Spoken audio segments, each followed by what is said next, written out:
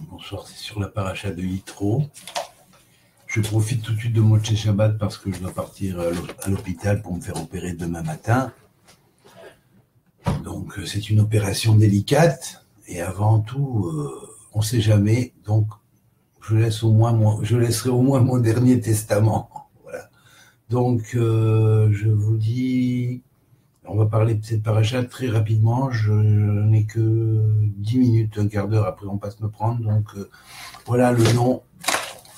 Parmi les noms du Shemamé Forage, qui sont les 4 qui suivent derrière là, vous voyez, ils sont les mêmes que ceux de la paracha de la précédente, mais dans un autre ordre, et qui forment le mot Lamed, Bet, Nun. Alors, on a dans Lamed, Bet, Nun, deux Lamed qui nous rappellent la halacha, et le Ben qui est le fils. Donc la halacha du fils quelque part, c'est égal de ce nom, mais c'est aussi avant tout la valeur numérique de 112, qui est ce fameux nom que j'ai marqué ici.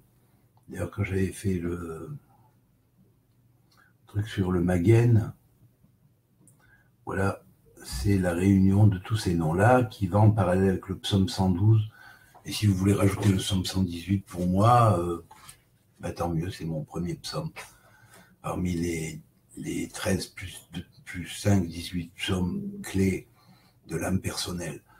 Alors, j'ai aussi le 119 à la fin, mais bon, ça, il est un peu long, donc je ne vous demande pas de le réciter, il est un peu trop long. Enfin, voilà, c'est déjà pas mal.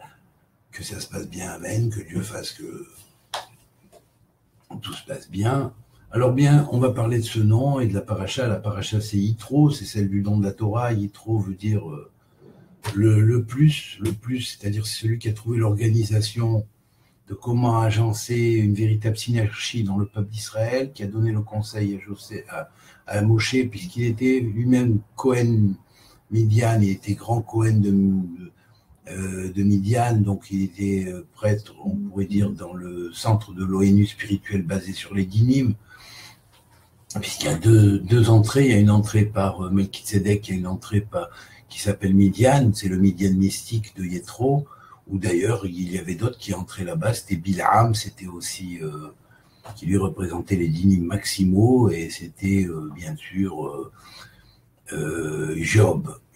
Ils étaient du reste tous les trois conseillers de Pharaon, alors de l'époque.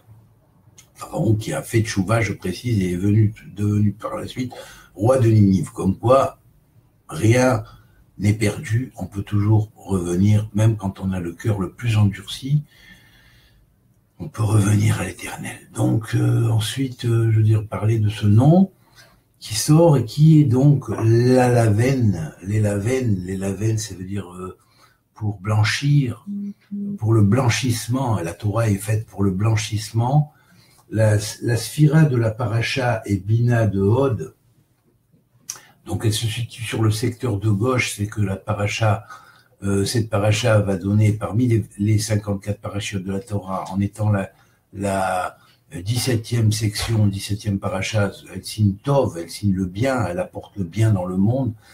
C'est la base de la recréation de ce monde du Tikkun, mais aussi c'est afin de blanchir le monde des Dinim. C'est la raison pour laquelle le nom qui est formé des 4 lettres centrales, des 4 noms donnés ici, c'est leurs lettres centrales qui vont former le nom central parmi les 5 qui va se trouver au milieu du quaternaire, donc des 4 noms, et du quadrate des 4 noms, et donc il va former le nom l'Elaven pour blanchir. C'est comme si on faisait un blanchissement de la noirceur. La Torah va être ce blanchissement de la noirceur qui avait engendré l'abîme, le tohu et tout ce qui a été déréglé, qui s'est brisé lors du dernier déluge, qui avait eu lieu du reste sous le signe qui était le signe de l'ère des Gémeaux, et la Torah, sous le même degré de ce même signe, va être donnée, c'est-à-dire au degré 6 de ce même signe, va être donnée 6 symbolique, et pas pour rien, parce qu'en fait, le dernier déluge a eu lieu au 6e degré de l'ère des Gémeaux, du Gémeaux, durant son ère, c'est-à-dire environ 2000 ans avant le point de départ de l'ère du tikkun qui va commencer avec le cycle d'Adam Arishon, la recréation et toutes les générations qui ont suivi ce cycle d'Adam Arishon. Alors bien sûr, la valeur numérique de ce nom, c'est 112. C'est pas pour rien. Ça unit à la fois trois grands noms de Dieu, qui est le nom qui gère le Keter, c'est-à-dire c'est le nom de Eye, Asher, c'est le nom de Eye, plus le nom de Yud et Vavke, qui veut dire l'éternel. Donc je suis celui qui suis. Vous l'avez ici. Je suis l'éternel, Adonai, le Seigneur. Voilà. Et ces trois noms combinés ensemble, j'ai mis des couleurs variables aux trois lettres, vont donner ce grand nom, qui est le grand nom qu'on appelle le nom de Shem Yabok, le nom du 112. C'est ce fameux nom, et par ce fameux nom, que Jacob a réussi à vaincre l'ange de Ésaü, l'ange de la mort, qui était l'ange de la mort, et c'est grâce à ce grand nom que, on pourrait dire, quelque part, la mer qui sépare notre monde d'en bas du monde d'en haut s'est ouverte. Voilà. Alors, bien sûr, c'est le secret du Yachad aussi, c'est-à-dire c'est le secret de ce fameux Yachad qu'avaient créé les anciens Kohanim Bnei Tzadok, qui étaient les véritables enseignants et qui étaient la base de ce cercle de Yachad qu'on a retrouvé à Qumran et dans toutes les communautés environnantes qui étaient esséniennes et sadducéennes. Et donc c'est en même temps le Yesod du lève, le fondement du cœur. Et donc c'est par ces noms-là que ces mots-là, de ces Yehudim-là, que va se créer l'unité de Dieu qui va permettre de former avec ce nom-là le nom du passage, si on pourrait dire, de là à là. Et là, vous avez ici également Adonai Elohim, je suis l'éternel Elohim, comme dans notre verset le dit, Adonai hu Elohim, Dieu il est lui-même l'éternel et Dieu, et formant ce nom combiné, bien sûr que vous voyez à la suite ici, et donc c'est le secret de Eloah, c'est le secret même de la divinité. Tous ces mots-là sont en valeur numérique équivalente à 112, et c'est le psaume 112 qui les accompagne comme flambeau, si on pourrait dire, de cette paracha. C'est la paracha sous laquelle il va y avoir donc le don de la Torah, la proclamation des 10 commandements qui contiennent un nombre de mitzvot en nombre de lettres. Tout le nombre des mitzvot est contenu dans les 10 commandements en nombre de lettres, puisqu'on trouve 620 lettres dans les commandements, c'est-à-dire Yitro plus 4 lettres, puisque Yitro, en valeur numérique, qui est le nom de cette paracha, est égal à 616, et que lorsqu'on rajoute le 4 du nombre de ces lettres, on obtient 620 qui représente Keter, la couronne, qui est égal à 613 commandements, 248 positifs et 365 négatifs, plus 7 plans de séphiroth, pour dire que l'arbre des séphiroth s'habille à l'intérieur de ces commandements et que ces commandements vont représenter l'habit du corps glorieux de l'âme de la Torah qui, en tant que séphiroth, va descendre à l'intérieur du monde de la Torah pour proclamer le règne de Dieu sous la forme du don de la Torah et des 10 commandements. Voilà, donc je voulais faire cette petite précision avant de m'en aller à l'hôpital, et j'espère que c'est bon, et qu'au moins vous aurez un bon cours de moi pour la paracha, parce que je sais pas, après, il y a des temps de convalescence, ou ça, je sais pas si cette semaine je pourrais trouver un autre moment pour le faire. Si je me remets bien, ça va. Sinon, on sait jamais. De toute façon, tout est entre les mains de Dieu, hein. Et puis aussi un peu de vos prières, pas trop entre mes mains, presque rien entre mes mains. Voilà. Donc moi, ce que je peux demander à Hachem, c'est laisse-moi encore pour pouvoir leur transmettre le maximum. C'est ce que je souhaite. Maintenant, tout est entre les mains d'Hachem et là, et un peu entre vos mains pour la prière. Voilà, c'est tout ce que je dis.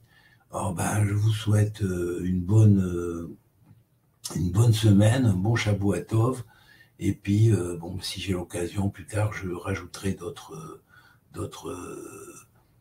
clés sur cette fameuse paracha, mais bon, pour le moment, je suis limité en temps, donc je suis obligé de clore pour aujourd'hui. Et puis, si Dieu veut, Bezrat Hashem, après l'opération de demain, si après-demain ça va un peu mieux, peut-être que je ferai un petit saut, même par portable, hein, pour transmettre encore un peu d'informations sur cette merveilleuse paracha de Yitro.